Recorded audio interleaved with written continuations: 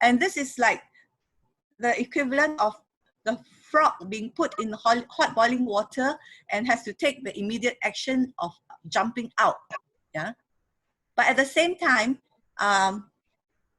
is it not also a wake-up call for us to be mindful of the underlying slow variable that will last longer than the pandemic?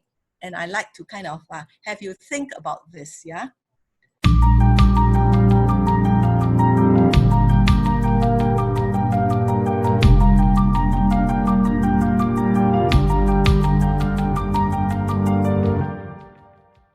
Yeah. So,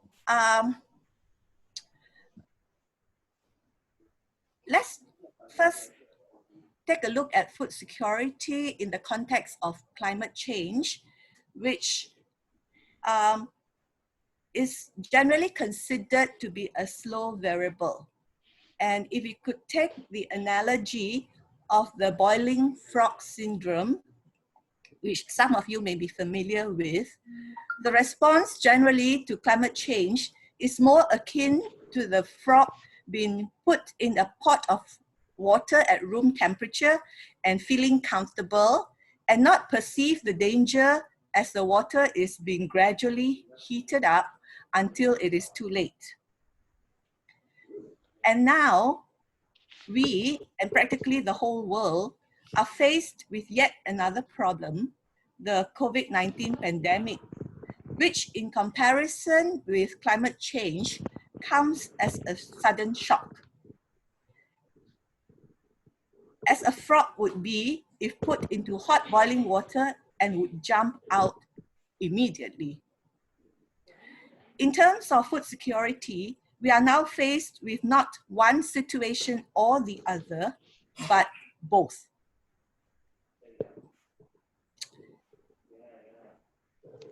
Just so that we get a common understanding of what food security means, the definition, whether applied to the individual, community, or country, encompasses both physical, social, and economic access to food in sufficient quantities and quality in terms of hygiene and nutritional value. Since 2012, the Economist Intelligence Unit composed a Global Food Security Index, GFSI, that is a composite of a set of food-related indicators representing affordability, availability, and quality and safety. The GSFI is computed as a baseline score where 100 means the best situation. Subsequently, with emerging concerns on climate change impacts on food security, another set of indicators representing a country's natural resources endowment to support food production and also its exposure to climate change impacts was added, so that there is an adjustment factor to the baseline score to give an overall score. So the GSFI is annually computed for 113 countries, including Malaysia, which are then ranked according to the level of food security based on this index.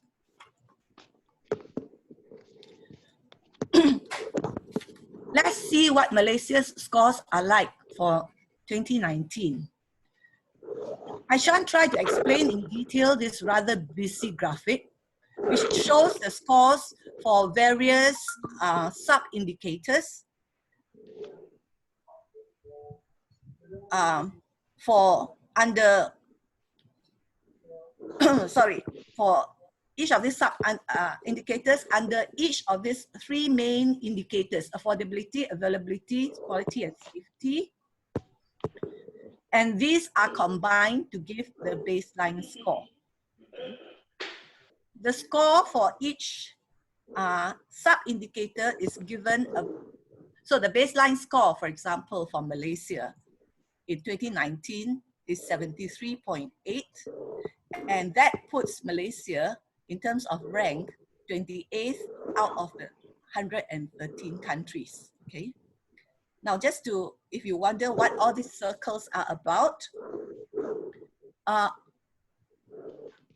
the score for each sub-indicator, as you see here, is given above its circle, yeah, 100, 25, and so on. And a green circle denotes that the score is above the average for the 113 countries for that year. A red circle like this one here denotes lower than the global average. And the larger the size of the circle, the further the score is from the global average.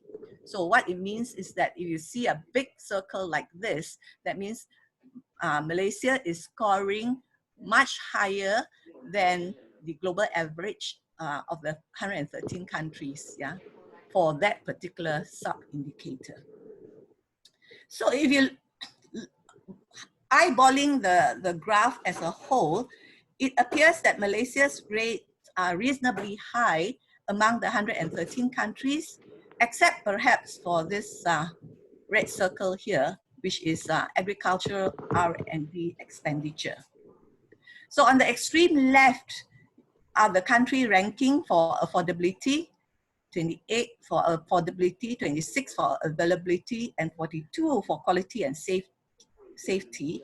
And when these are combined, it gives the overall baseline score of 73.8.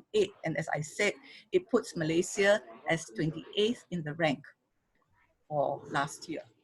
Okay. One might then ask, what would Penang's situation be like if we could compute such scores specifically for Penang State? Well, we don't have enough data to do that, but my guess is that Penang would probably perform better on some sub-indicators, those shown in the yellow circles, and less so in other sub-indicators, the ones shown in pink circles. As you can see, a few of the pink circles appear under the availability cluster, and the net result would be that Penang might rate lower on availability.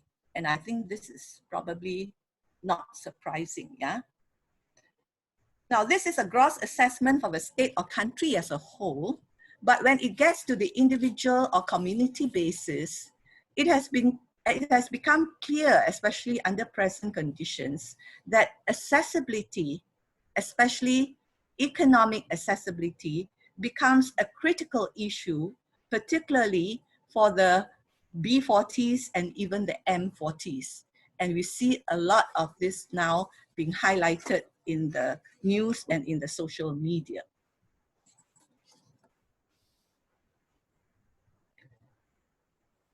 Now let's see how Malaysia's scores look like, or Malaysia's ranking looks like when the adjustment is made to take into account the natural resources and resilience factors, resilience mainly to climate change impacts. As listed here, you can see the factors are like exposure to drought, agricultural water availability, land, marine resources, sensitivity in terms of how dependent we are on food imports, adaptive capacity, and demographic stresses.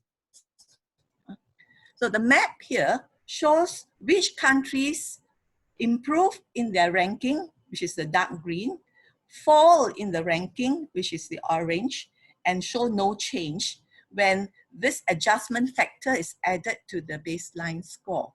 Okay. Now, if you look at Malaysia, it shows that we face a drop in ranking. So our baseline score, as I showed in the previous slide, was 73.8. Our index rank was 25.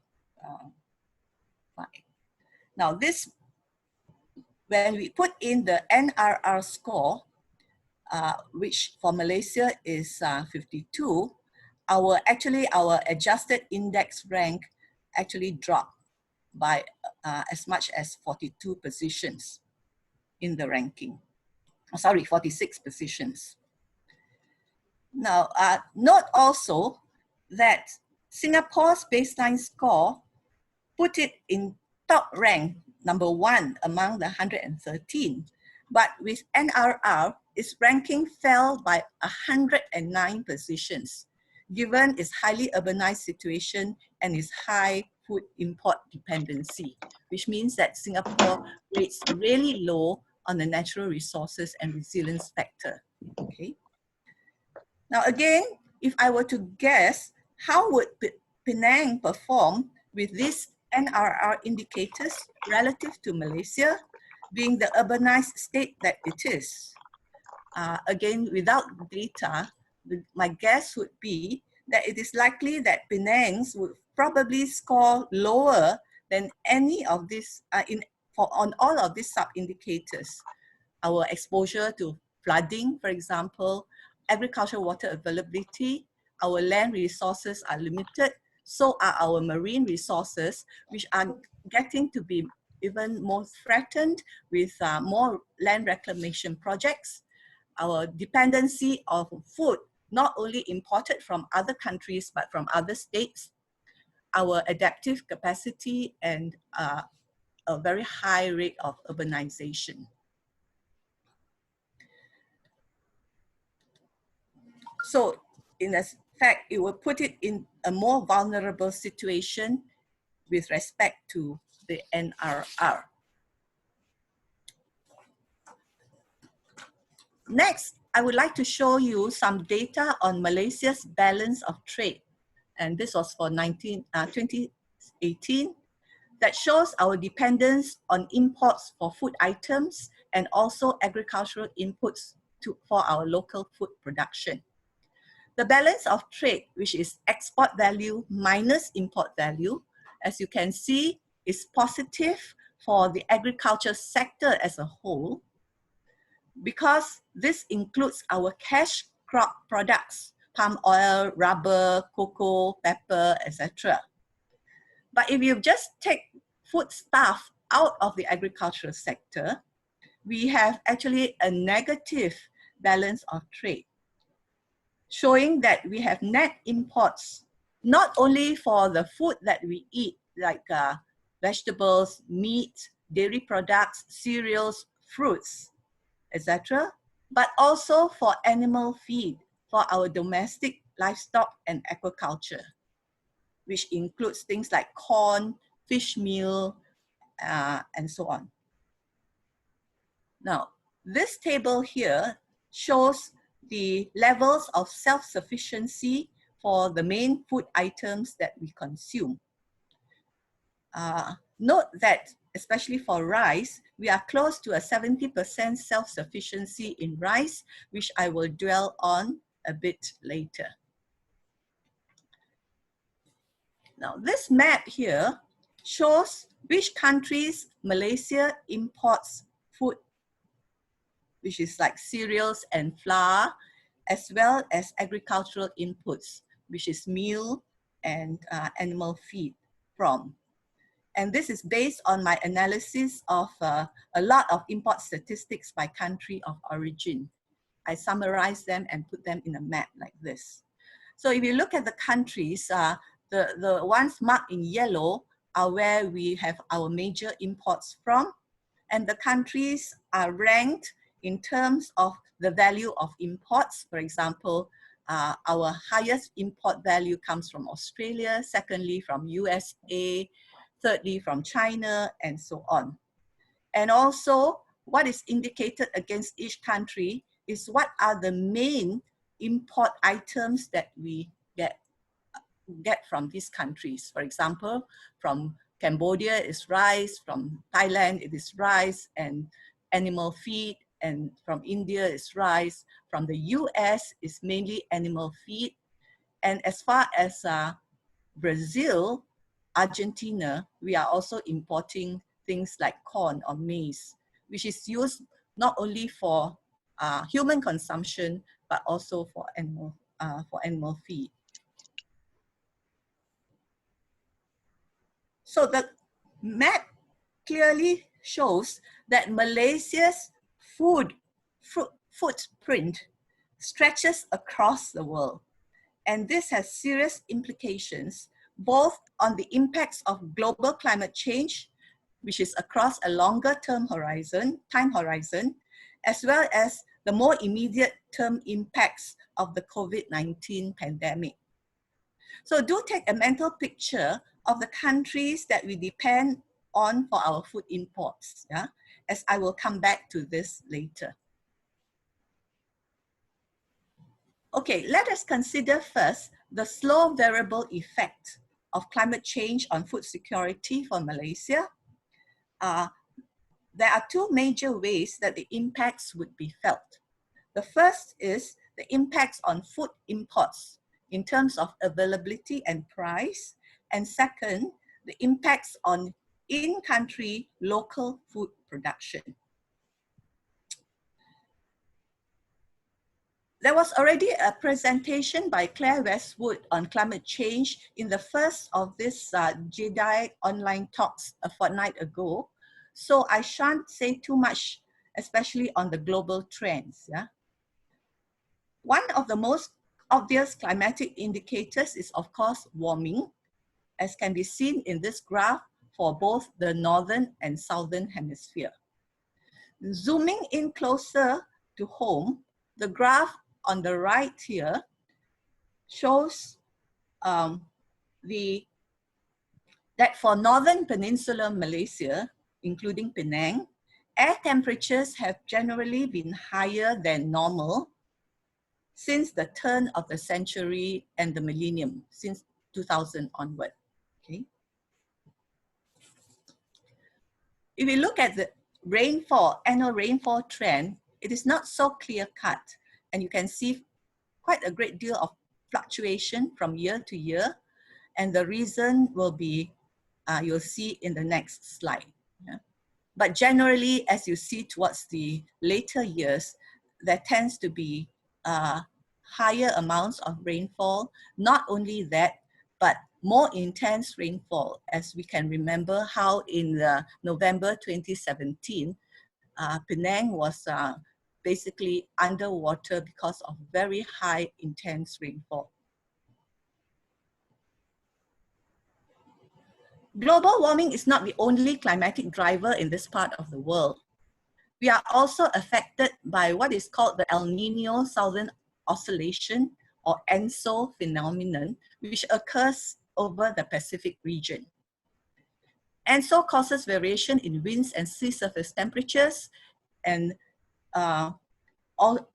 also influences rainfall patterns. You have the El Niño and the La Niña. The El Niño is a warming and drier phase, and this map here shows the browns are where rainfall is lower than normal, and while the La Niña is a cooling and wetter phase where rainfall than normal. 75% of Malaysia's rice import comes from Vietnam, and mainly because Vietnamese rice is cheaper than Thai rice. Okay. Now, note also that 2017 to 2019 were actually good years without strong El Nino effects, and therefore, correspondingly, the rice production was at its high, particularly last year, 2019. However, because of the COVID-19 pandemic, countries like Vietnam and Cambodia have decided to ban or reduce rice exports because of domestic food security concerns. And the effect is already seen in the increase in the prices of rice from Thailand by 11% and Myanmar by 19%, just only recently.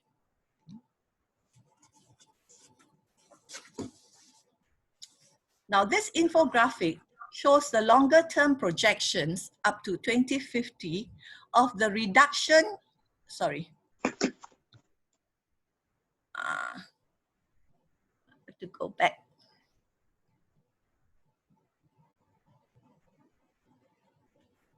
Of the reduction in agricultural outputs from various countries in Asia and in the Americas.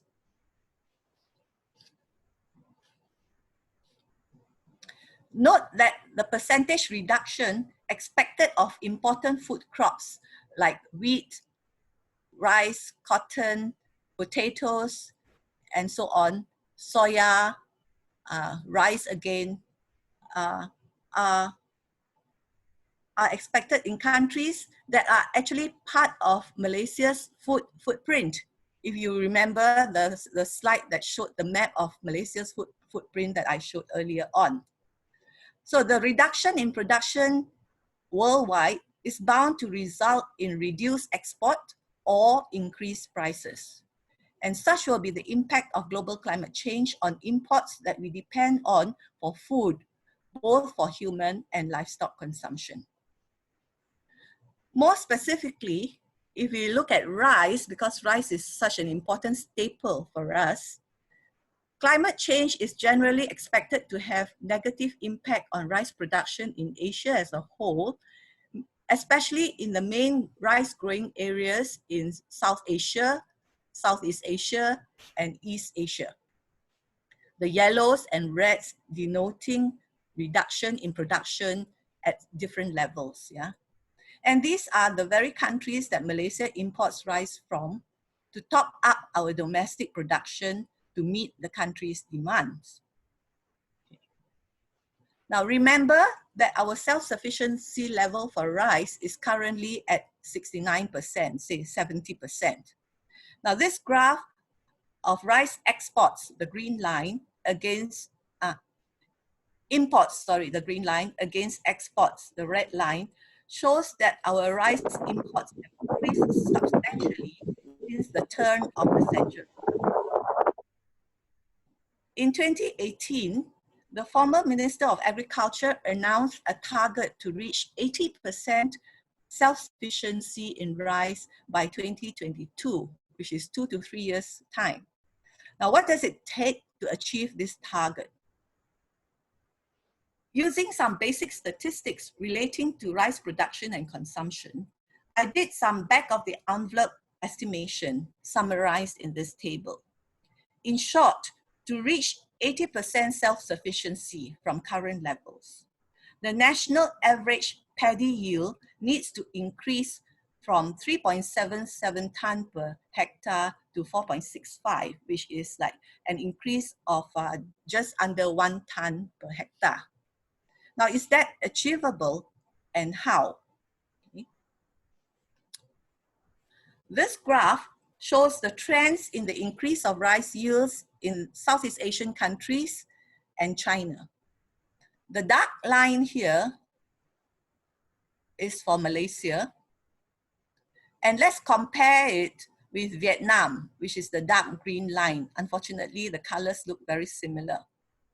In the 1960s, yields were comparable for the two countries, with Vietnam being slightly lower. In the 1970s, with the establishment of the Muda irrigation scheme in Kedah, Perlis, and the Kemubu rice irrigation scheme in Kelantan, yields for Malaysia actually went higher than in Vietnam. Then, if you look from 1990s onward, when Vietnam's growth and economy picked up, its rice yield climbed steadily, far surpassing Malaysia. Until today, the average yield for Vietnam is almost 2 tons per hectare higher than the Malaysian average. But of course, yields in the main granary areas, that is our rice bowls, are higher than the national average, which is 3.77 tons per hectare. For example, in Mada, it is like just above 5 tons per hectare. In Sekincang, in Selangor, it goes above 6 tons per hectare. And in Penang, in the IADP area in Seberang Perai, it is actually even higher than Mada. But then the rice area in Penang is small compared with Mada and Sekincang. So to achieve 80% self-sufficiency, our national average yield has to climb, as shown by this arrow, from 3.7 something to 4.65. Yeah? Now this hike in yield has either to come from further improving the yields in the granary areas or outside the granary areas, or both. And I'll come back to this in subsequent slides. Okay, I'm now shifting from the longer term issues of food security, which is climate change impacts, and will dwell a bit more on the pressing issues at hand, which is a consequence of the COVID-19 outbreak here in Malaysia and also the pandemic worldwide. Okay, yeah, as I said, let's shift gears a bit and look at the more short-term problems that are associated with the present problem we face with the COVID-19 outbreak, yeah? But at the same time, and this is like the equivalent of the frog being put in hot boiling water and has to take the immediate action of jumping out, yeah? But at the same time, is it not also a wake-up call for us to be mindful of the underlying slow variable that will last longer than the pandemic? And I like to kind of have you think about this, yeah? Okay, there are certainly very critical food security issues that are of immediate concern, particularly within the current MCO period, yeah? And just about 6 days ago, there was actually a good webinar that was held where 3 experts had dealt quite comprehensively about the immediate issues. So I shan't have to dwell at length on them, except maybe to summarize the take-home points. Yeah. So the main, and you can watch this webinar. It is on YouTube already, as shown here. So the main take-home points is that the very critical issues are related to more of food demand and economic access to food. And just very briefly, the points that have been laid out are the disruption to the food chain, such that perishable produce cannot reach consumers. There was this case of farmers in Cameron Highlands not being able to track the vegetables could not be brought to where the consumers are, and some of them had to dispose the vegetables. But then there were also some innovative actions, for example, by Lazada to help with this online purchase and so on. I won't go into elaborate on this because all this was discussed in the previous seminar. And also a very critical issue of economic access to food, which is accentuated by the socio-economic gap, that it is the B40s and the M40s that are having a lot of problems getting hold of food within this MCO period. Because not everybody are in a position, for example, to do online orders or purchases. A lot of the poorer sectors are actually buying their food from Pasar Malam and so on, and small markets. And this has been, in a sense, made very inconvenient. And that from the discussions last Saturday, there is actually a need for a better social safety net. There's also points raised about food imports also being disrupted because of shipping and freight restrictions, and also log jams in the ports because of slowdown and so on, not only at our end, but at the end where the sources of food are coming from, okay? And there was also talk about a dire need for public-private NGO collaboration and coordination. So this is as much as I will say about what the issues are, and I would encourage you to kind of listen into this webinar. But my greater concern is that we ought to be pay equal or if not more attention about what happens post MCO and after we have been able to overcome the worst of the COVID-19 outbreak. How would the agricultural sector recover? There are 2 areas of great concern that I see. One relates to the import of agricultural inputs, fertilizers, animal feed. And as you saw in the map earlier on, we are getting feed materials from as far as North America, South America, and so on. And the COVID pandemic is not like all happening at the same time in different countries. Different countries are at different stages of experiencing and recovering. So even if we recover, and if we are among the countries to recover earlier, there's still a lag time in global recovery that will still hinder our ability to get imports that we need to recover our agricultural production. The other major concern, as I can see, is labor availability. As we all know, we have a very heavy dependence on the pool of the most badly impacted migrant labor because of this COVID-19 outbreak. And I mean, we have seen news of how a lot of the migrant laborers now are either, out of job, sacked from employers, and they do not get the benefits of the Prihatin packages that citizens are able to get hold of. And what is happening to all this migrant labor when the MCO order is lifted? Are they going to stay around? Are they going to go away?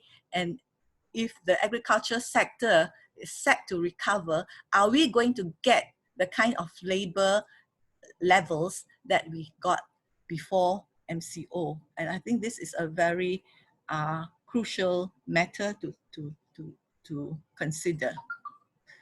Now, with the pandemic still scourging all corners of the world, it is still too early to tell for sure how severely these two factors will impinge on agricultural recovery in our country.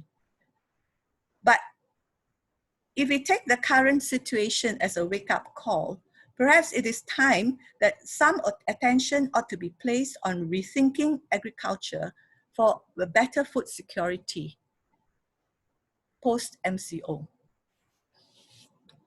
So I will dwell more on this rather than the first 2 points. Now, this is where now I want to turn attention a bit more on Penang's agriculture, okay? Now, I don't have updated data, YB, but basically, or rather I didn't have time to look at more updated data. This was done like a couple of years ago, that the agriculture contributes really very little, this green sliver here, to the Penang state GDP. Yeah?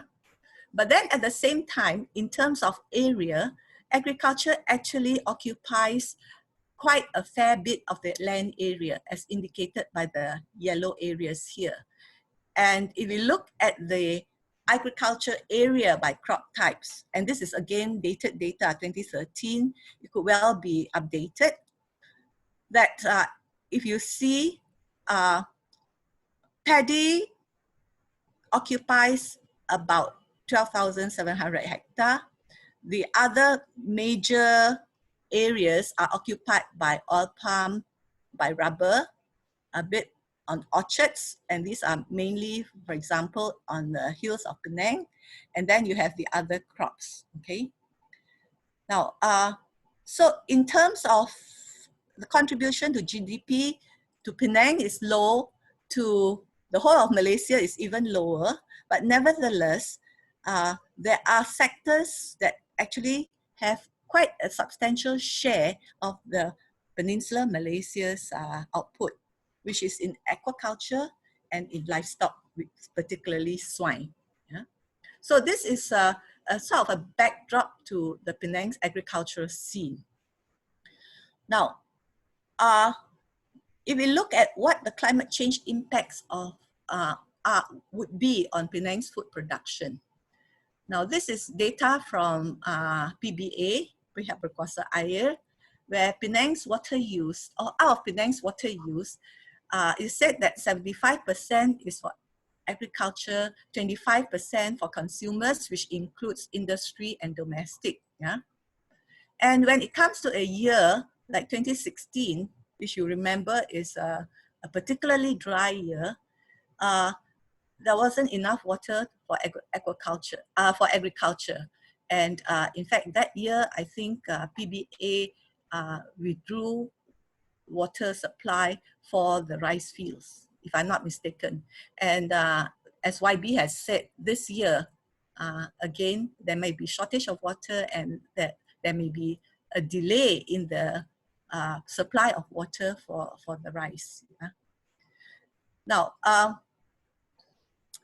YB just now talked about, is there any kind of solutions? But as I said, these are mainly suggestions. Yes, in the sense that there's already technologies, for example, that has been developed at the International Rice Research Institute, where I was working for 10 years, of growing rice with less water, which is like more crop per drop. Yeah. And the technologies that are available are techniques like alternate wetting and drying, which also in a sense reduces methane emission. I won't go into detail into the technology, but YB, if you are interested, I can refer you to some of these details about this, yeah? And but then to do alternate wetting and drying, it requires good irrigation management and good water control.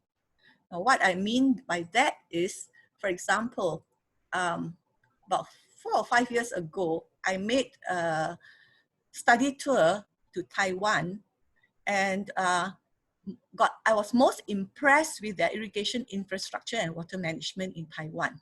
As you can see, the fields, the rice fields here are so well leveled, and the leveling of rice fields is very important for water control, because if you have fields that are uneven, you have to put more water in to flood the higher parts of the field, but then the lower parts of the field will get too much water. So there's a wastage of water.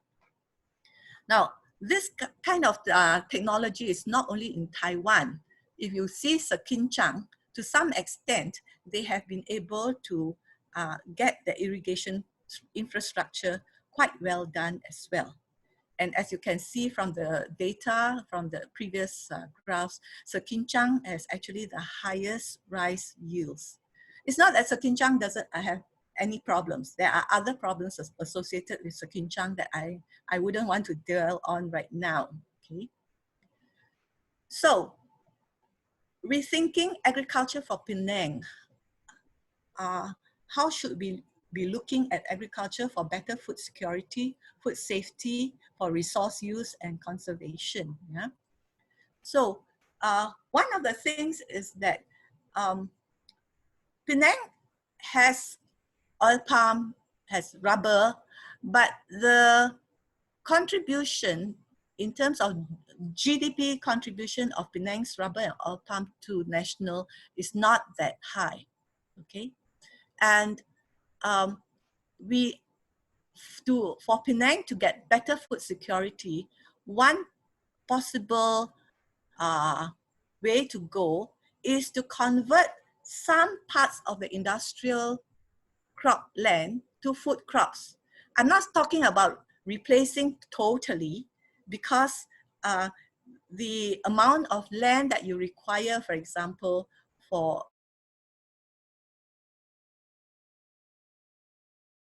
vegetables and all that, is far higher than the productivity for rubber and oil palm.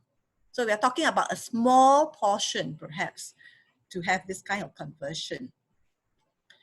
Or to convert parts of rice land, which is not so productive. I'm not talking about IADP project, but there are rice lands outside of IADP that are not so productive. Now, would this not be possible to convert to higher value crops? Now, there may be some constraints to do this in terms of like industrial to food crop. These are land ownership issues. because much of the land of under industrial crop are private land. Yeah, and the conversion of rice to higher value crops will have policy implications, because I think there is still this kind of ruling that rice fields should not be converted to other agricultural use. The other way of looking at it is, can we produce more food per unit area? Going from monoculture to integrated farming, such as crops, fish systems, small livestock systems. Thailand has been actually leading this in very well, and it has become even a big industry that is adopted, for example, by the CP conglomerate. CP is a very big conglomerate that has just bought over Tesco Thailand and Tesco Malaysia. We should be looking more seriously at food production in an urban environment, agriculture in the city. And there are already programs, available programs like Jom Bertani, household level farming programs, modern peri-urban systems. We should be looking at soilless, pesticide-free, organic farming practices. But to do this requires perhaps some impetus and incentives for people to undertake these, okay? But there's already an emerging organic food movement. I think 2 years ago, 1.5 years ago, Think City actually organized a one-day workshop that brought people who are in the organic food movement to talk about what they are doing. And what comes out of that is that people are doing this at their own initiative, but there is no consolidation with a movement that will bring this further. Yeah? So there are farms that, you know, they do farming, they actually teach, they share, they do direct selling through the organic markets and so on. Now, just to give you an example of how, for example, peri-urban agriculture, and in this case, organic farming, can support a big city. This is in Havana in Cuba. Havana is much bigger than Penang, Georgetown. There are 4 million tons of vegetables produced by about over 200 urban organic farms. And these farms are just peri-urban, the green areas that you see surrounding the cities, supplying 90% of Havana's fruits and vegetables. And this actually reduces the city's carbon footprint by trading the produce in local markets and not having to buy food from distant places where it needs lorry transportation and so on. And especially in the situation of MCO now, you know, we can see how the food supply chain can be so badly disrupted when you need food from far away places. I think we can do a lot more in terms of trying to stimulate agro-based innovations by having like agro-technology hubs for sustainable agriculture. Now, PERDA actually has leased out land, for example, in Tasik Glugor to encourage agricultural activities, and that is good. And I think more of that should be done. The Relau Agriculture Station could be upgraded to become the one-stop center for people to come and learn, to have showcases of proper, healthy ways of producing food. And YB, this is something that I would like to kind of raise with you at a different occasion on already suggestions that have been put forth well back early, I think in the early 2000 something by USM with the SERI, the Social Economic Research Unit, which is now the Penang Institute, you know, on how to upgrade the Relau Agricultural Station. entrepreneurship for the young, and institutional support for pro-safe, pro-organic policies. One example, again, is what I'm impressed is of the organic farming industry in Taiwan, where there's a lot of institutional governmental support as well as research support for the organic farming industry, including biological pest control, quality control, and certification of organic products. And so that the organic products are sold as organic products, and the profits are 33 to 50% that of non-organic products, and supporting the organic inputs industry, inputs like organic fertilizers and so on, and through government subsidies. So the government subsidies for agriculture in Taiwan is a lot more skewed towards supporting organic farming.